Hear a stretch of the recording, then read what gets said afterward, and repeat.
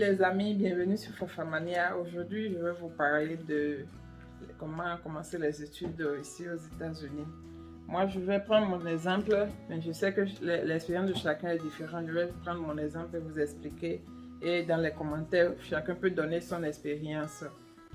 Quand je suis venue, après un an, je voudrais commencer l'école. Donc, j'ai demandé aux amis, ils m'ont envoyé vers une école, un collège communautaire. Donc, je suis allée vers le collège, je leur ai dit que voilà ma situation, je veux commencer les études. Donc, ils m'ont dit, ok, tu as quel diplôme? J'ai parlé de ce que j'avais. Ils m'ont demandé de faire une application de l'aide financière. Ça s'appelle Financial Aid. Je vais mettre peut-être le lien dans les commentaires pour ceux qui sont déjà ici qui voudraient appliquer pour le Financial Aid. Donc, j'ai fait l'application de la Financial Aid. Et après, ils m'ont demandé de prendre un test d'anglais sur l'ordinateur. Donc, le test, c'était il y avait maths, anglais, lecture et écrit, je pense. Reading et writing. Voilà, donc il y avait le test sur l'anglais, l'ordinateur lit, tu écris ce que tu comprends. Bien. Bon, le test est là sur l'ordinateur, vous allez le faire. Donc, ça leur permet de connaître votre niveau d'anglais. Et c'est par rapport à cela, maintenant, ils vont vous dire quelle classe vous pouvez prendre, qu'est-ce que vous deviez prendre et quelle classe vous pouvez laisser tomber, comme si votre niveau est bien. Si votre niveau est très bas, vous allez recommencer par... il y a beaucoup de classes que vous allez prendre, mais si votre niveau d'anglais est bien, vous allez sauter certaines classes. Donc c'est ainsi que j'ai commencé les cours, j'ai commencé à prendre les cours.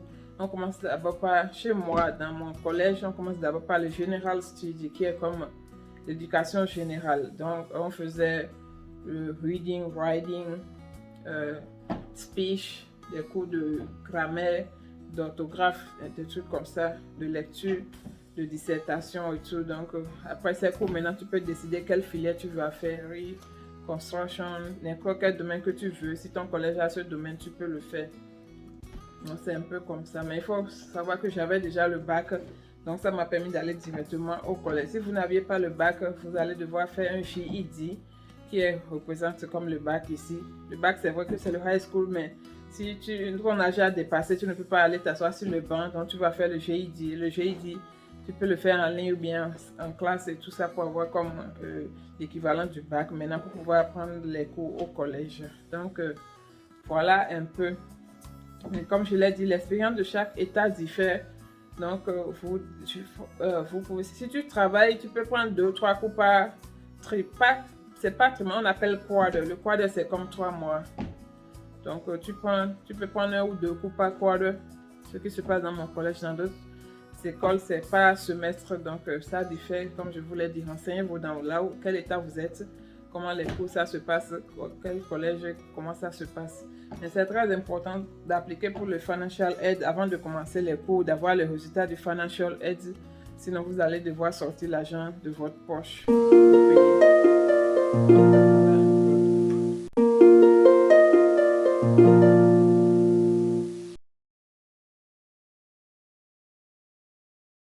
Donc, pour les différents, après le General Study, il y a plein de filières que vous pouvez faire. Vous pouvez faire la cuisine, la construction, la soudure, la médecine. Vous pouvez aussi faire la comptabilité. Vous pouvez faire... Il y a plein de domaines. Ils ont presque tout dans les collèges. En tout cas, dans le collège où moi je vais, ça s'appelle... C'est un collège communautaire. Du coup, les cours sont moins chers là-bas, contrairement aux universités, plus grandes universités. Pourquoi j'ai choisi ce collège? Je pense qu'ils sont moins durs. Je me dis, si jamais quelque chose arrive et que je paie mon financial aid, je vais pouvoir payer les frais d'études moi-même. Au lieu d'aller prendre une grande université. Parfois, dans les grandes universités, tu as le financial aid, mais parfois, ça ne suffit pas. Tu es obligé de compléter pour payer tes cours. Donc, faut choisir à vous. Ça dépend de ce que vous recherchez, du niveau que vous voulez. Et que voilà, je continue d'aller au cours. Je ne suis pas encore graduate, mais ce serait bientôt. Donc après, je vais parler de ma filière. Pourquoi j'ai choisi cette filière? J'ai choisi ma filière par rapport à mes projets. Donc prenez le temps de réfléchir avant de choisir votre major. Parce que c'est très important. Quand tu continues, c'est difficile de laisser tomber pour changer. Tu n'auras plus peut-être la financial aid parce qu'ils vont dire non, tu t'avais déjà payé, tu n'as pas fini, tu veux autre chose. Donc, prenez le temps de faire vos recherches pour choisir quelle filière vous voulez faire pour savoir ce que, pour pouvoir choisir correctement selon vos projets.